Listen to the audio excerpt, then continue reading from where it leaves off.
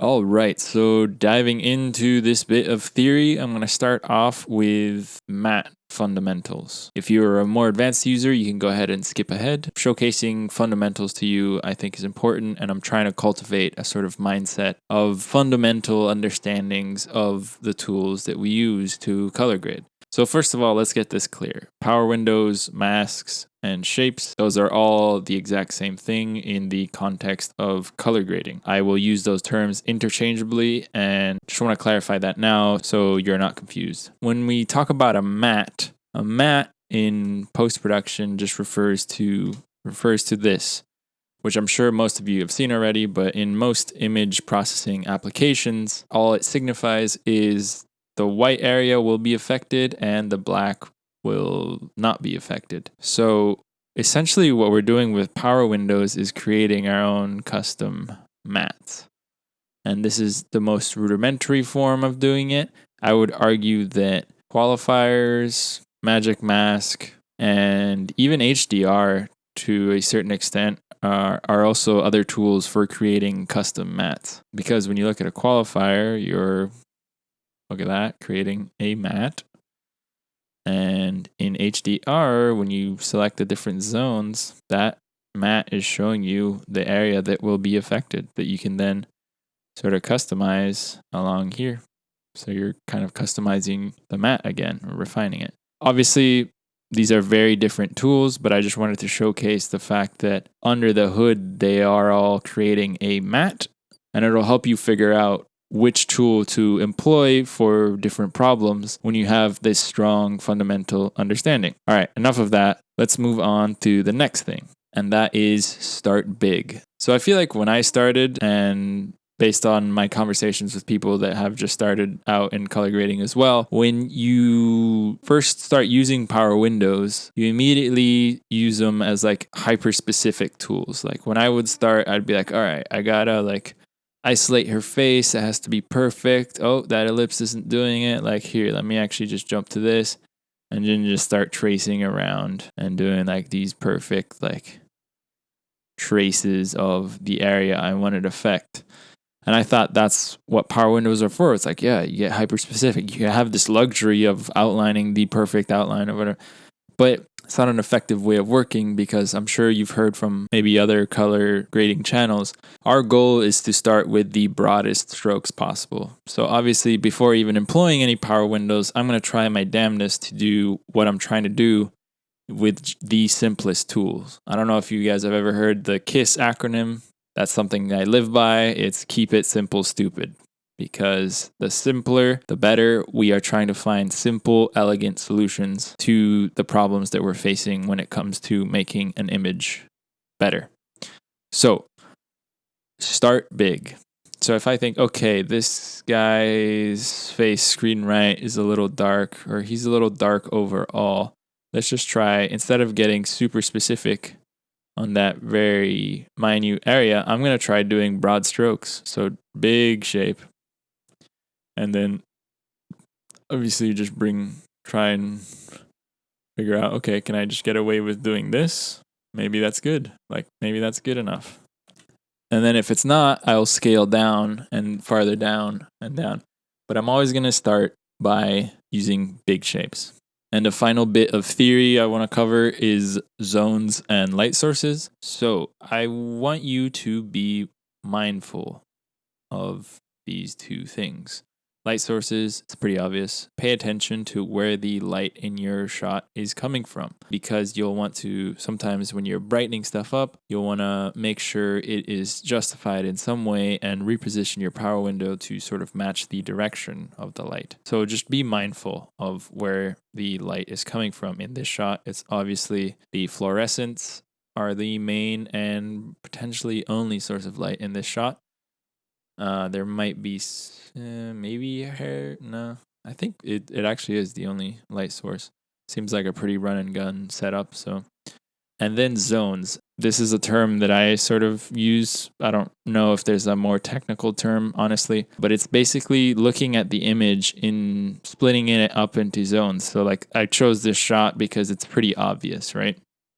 So you have two zones. You have this darker area and the lighter area. With zones, you can sort of reshape the image when you pay attention to them. And also, what I mean by zones is like the relationship between the brightest sections and the darkest sections. So in this case, there's a couple things we could do once we've sort of analyzed it and figured out what the zones are. We could create a further split. So say we decide to darken the outer area and like further drive them apart by darkening that and just giving more visual interest on screen left. And then we really want to exaggerate it, brighten up the other zone. So we get this really exaggerated look between light and dark. And that's going to affect the mood of the shot. So look at that, right? Or we could do the inverse where we reset these and actually sort of bring them close together because we want the image to feel flatter in a way, less pronounced in between the brightest part of the image and the darkest part of the image. So I'm going to bring the shadows and just bring this shot up a bit, like so. Let me pop some shadows in there. There we go. And then, excuse me, and then bring this. Also, I'm using just my stylus and Wacom today because I'm doing some tests for another upcoming video. So stay tuned for that. It should be a fun one. So, yeah. So we're doing that now. So we're flattening the image out. So there's less of a difference between the bright and dark areas. So, it all depends on what you're trying to achieve, what best serves the story.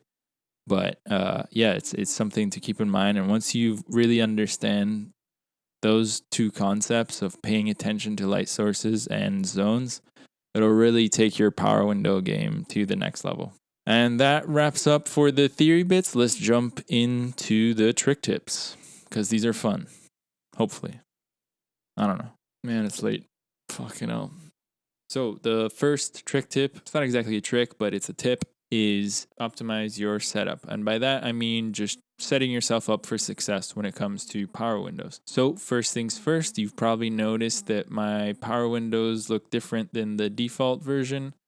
That's because I much prefer these high visibility colors. I know aesthetically the default looks better, but I find the high visibility a lot better, mainly because I see the outer layer of the softness a lot better. Also, if you don't know how to toggle the high visibility, you just go to Davinci, Preferences, User, Color, and it's right here. This checkbox here, high visibility power window outlines. I'm going to turn it off real quick. So this is the default one. And so you notice it's much harder to see, like you can see the white just fine, but it's much harder to see the outer ring that represents the softness limit. And yeah, you can see the red little circle here, but I find it's a lot harder to keep track of, especially when you're working fast. And I much prefer the high visibility because I can see that outer ring a whole lot better. And I can it just gives me a better instant gauge of like, okay, this power window is going to affect this whole area versus mainly just seeing the inner circle. So that's one optimization I highly recommend doing. Next up is if you are using an external reference monitor to grade, so you have your GUI and your reference monitor, go up here, window outline, and do only UI. So this outline will only appear in my GUI monitor, and then I can look at my reference monitor and do the changes without seeing the outline of the power window. And I strongly suggest that when you are working with power windows, when you are making the actual grade changes, to not have the power window visible because you're trying to see the end result as you grade, not the result with the power window like graphic UI around what you're doing, because that's going to kind of inhibit you fully seeing the actual changes that you're making, if that makes sense. So if you don't have the privilege of having an external reference monitor, don't worry, I got you. You should keybind this toggle that basically allows you to toggle the shape on and off. All it's doing is saving me the trouble of going down here and hitting off. I can just have it keybound. So I can set my shape up, turn it off, do my grade, turn it back on, adjust it, turn it off, do some more tweaks or whatever, and turn it back on. And the way you do this is you go to your keyboard shortcuts and you type viewer, if I could type viewer overlay, and then go down here, and it's going to be this one here. So power window. And actually I have different ones mapped, so I can toggle the overlay on and off. I can have window, switch to qualifier, back to window, and it's all just key mapped, which is really handy, especially if you're only working with your GUI monitor and again, you don't have an external reference monitor. All right, so that's that. So let's move on to the next little trick. And this one, I mean, it's useful. So if you've noticed, you have your softness setting here, and you kind of hit this hard stopping point and you can't scroll past it. But if you want more softness, you're like, hey, this isn't soft enough, and you want it to extend farther, you actually can when you go down to soft. So we're at 21 and it'll block it. I don't know what the ratio is, but it stops it at a certain relative point. But if I go down here and keep going, check that out. I can go all the way up to 100, I think. Yeah. I mean, that's way more softness you'd ever need, but you can scroll well past the imposed limit that they have on the GUI. I don't know why there's that hard limit. There must be a reason. I think, when the inner one hits like 0, I guess. But yeah, you can go farther. So definitely useful when you're really saucing up those zones, because here's another prime example of zones. You have this whole dark area and this lighter area basically split diagonally down the middle. And, you'd probably, I don't need this much softness. But yeah, when you're really working the zones, getting in the zone, auto zone, the extra softness can come in handy. Okay, and next up we have better tracking. So one of the reasons why I say start big is because when you have such big feathered shapes, you don't have to track them too, which is nice. But when you are getting more specific, obviously you will end up in scenarios where you have to track your shapes. Let's start off with, let's say we want to track her face because we have this power window that is just affecting, here, let me just quickly bring her face up, more visual interest, yada, yada, like that. Which also I should, whenever I make the change for you guys, I'm looking at my reference monitor, but yeah, toggle that off, make the change. Anyway, so we have this shape and we want to track it. So let's just go ahead and track it. And you'll notice it's sort of off and not really the greatest track. So I recommend when that happens, first of all, experiment with these different parameters. Half the time you don't need perspective, 3D, rotate, and zoom. Just start with the good old pan and tilt. And let's see what that gets us. All right. I think that's a little bit better because her face stays more in it, and then it'll make it easier to tweak with keyframes, which I'm going to do next. So once we have like a solid track, obviously her head turns and stuff, so we want to make sure we're following that. And so I'm going to go over to frame on this tab here. And the thing with keyframes that I found a lot of people don't know is you want to sort of, if you structure yourself well for keyframes, it's actually quite simple. And the name of the game with keyframes is splitting the difference. So I'm going to start here at the end where there's a keyframe, line it up to where I want. So just go like that and just get it nice and good on her face like that. And then I'm going to go to the beginning and just position it exactly how I want it. Now I'm going to go to the middle and position it how I want. And then I'm see the spaces between these keyframes. I'm just going to keep splitting the difference. So I'm going to go the middle between these two. And then it doesn't have to be exact, but just roughly. Okay, that looks good. I'm just going to drop a keyframe here anyway, maybe just tweak it. And, if you don't have to make a change, if there's nothing you want to change, but you want that visual marker, just tap the drop keyframe. Let's split that again and just adjust it slightly. I mean, that's pretty good. Split that again. I mean, that's good. I mean, I'll just mark it for reference. If it's fine, then keep going. But okay, so you get to the problematic areas. So let's go to the middle here. Readjust it. Go to the middle here. Readjust it. And then go to the middle here. And then I noticed a sort of slip. Oh, that's fine. But you get the point. So you just got to split the difference between the keyframes.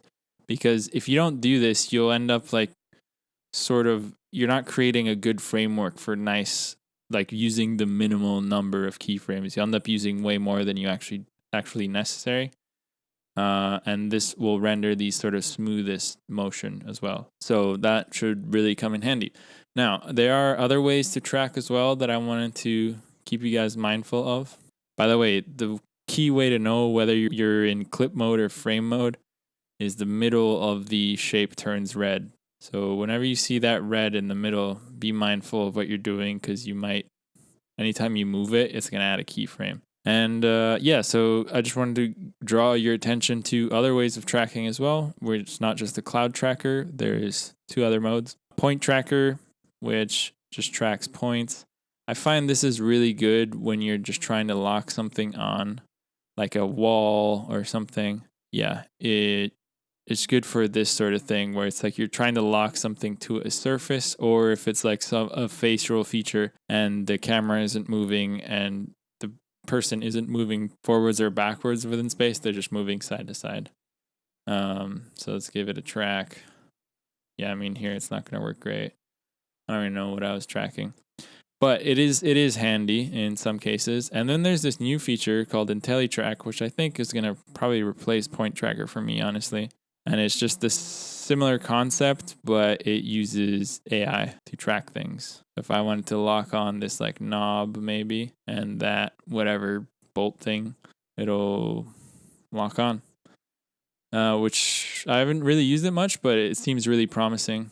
Yeah, it is a little bit obviously more resource intensive, but yeah, the only other thing I have to say is like if your track isn't really working well and unticking some of these isn't doing the trick, but you still want to use Cloud Tracker, I would say in clip mode, sort of shrink your shape down to a much sort of smaller area that is less prone to sort of drifting, and then track that, right? And then while you're in clip mode, just make the shape bigger again. But it'll still follow the track of the smaller shape. That can work sometimes. Obviously here, not so much. But that is something I have done in the past that was handy as well.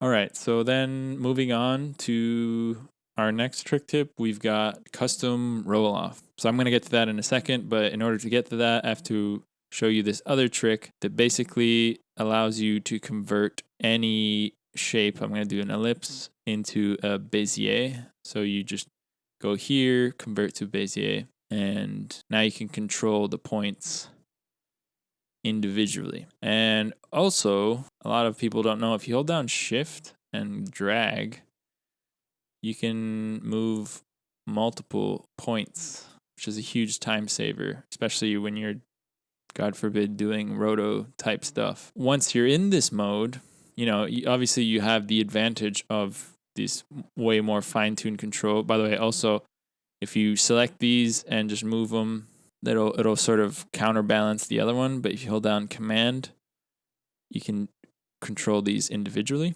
But what converting to a Bezier ultimately gives you that I don't see enough people talking about is the ability to customize the softness roll-off in a way that you can't really do with the traditional ellipse and other type of shapes. I'll show you what I mean. So basically right now, this shape is, super the hard edges. But if we go ahead and turn the softness on, it makes it softer. But we now have these two new options here too, the inside and outside softness. So if I go inside, we now have the inside ring. And outside, we have the outside ring. And you're like, okay, well, that looks exactly like any old ellipse, right? Because when we have the softness up, it's the same thing. We have the inside and outside. The difference here is we now have full control, where in the ellipse, we're sort of locked into this relationship. So when I move the outer ring, it automatically adjusts the inner ring. Now, those are sort of disconnected. So I can extend this way out and this way in and really customize this roll off. So this is super powerful in ways that allows you to really shape your power window to, again, mimic more light sources. I find this is really helpful. And especially when you're bringing up a face and you sort of want less of the effect, but to have it on their neck as well, to make it look less fake. I find this is like a really effective way of doing it. So again, just sort of really working that roll off and adding some more softness in between. This just blurs it a little bit. But yeah, it really allows you to get granular with this roll off and create this sort of custom pattern where you don't want it to be as soft around the edge here, but you want it here. Like the sky's the limit. And so yeah, if that's not enough, boy, do I have a trick for you guys. If you really find that these tools aren't enough, or like the softness on this slider isn't enough, which I've found sometimes is the case, there is yet another way of controlling your shape's softness. And this is a little bit involved, so bear with me. So what we are going to do, let me just jump to another shot here. Let's say I want to create a really soft shape. So what I'm going to do is add a parallel node, and then I'm just going to add a loose corrector node. And I'm going to pipe in the signal here.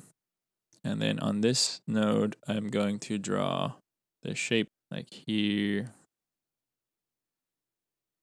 like something like that. And it doesn't have to be super soft. And okay, so we have that shape there. Next, we're going to do Alt-S and disconnect it. And we're going to pipe the key information into the input of this node here. Just go into our highlight mode and go here. And we're going to pull a Luma key. So we're basically Luma keying the key information. So we're going to do low of 50.1.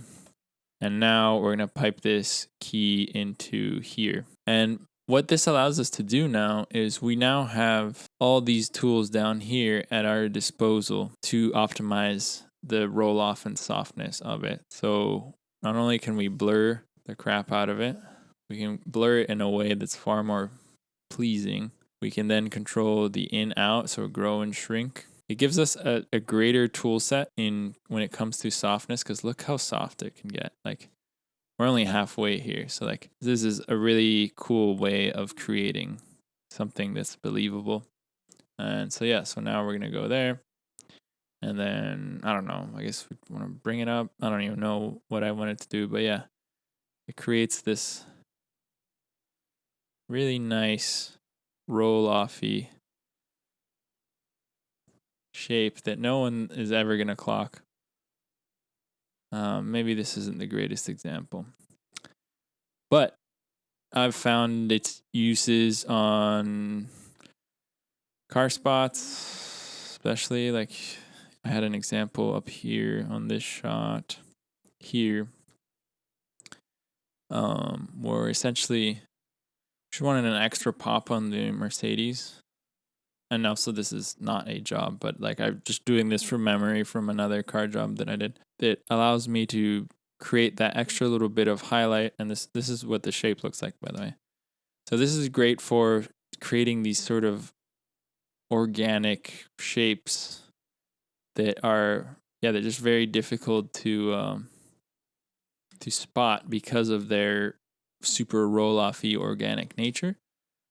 And I don't even have to track the shot. Like, this is a very intense shot, but I don't have to track it at all, and I can get away with just leaving it static. And throughout the shot, it's helping give more visual interest and separation to the car from the background. So this is a very specific use case, but I've found it's very handy for stuff like this. All right, you made it. You've come out the other side. Hopefully that wasn't too dense, and I really hope you were able to pick something up. And now the big and now for the moment you've all been waiting for, the announcement. The winner of the micro panel is this guy right here. I don't know if I can show his handle, but his name's Richard. His top 3 movies were Alien and other 2 movies that I don't remember, but I mainly chose them because of how much he liked Alien. Guys, if you haven't seen Alien, or it's been a while, go watch it. They've recently rescanned the movie at high res, and it is just absolute masterclass of so many things, but mainly set design. Holy cow. Set design on that film is insane. So do yourselves a favor, go watch that.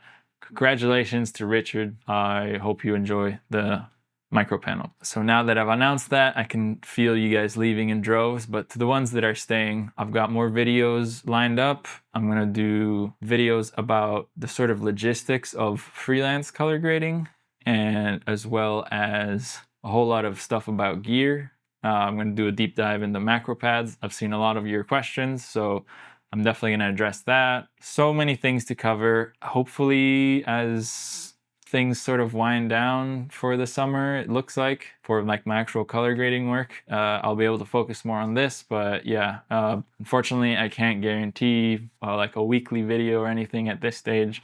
So thank you for bearing with me, and as always, thanks all 3 of you for watching. Catch you in the next one.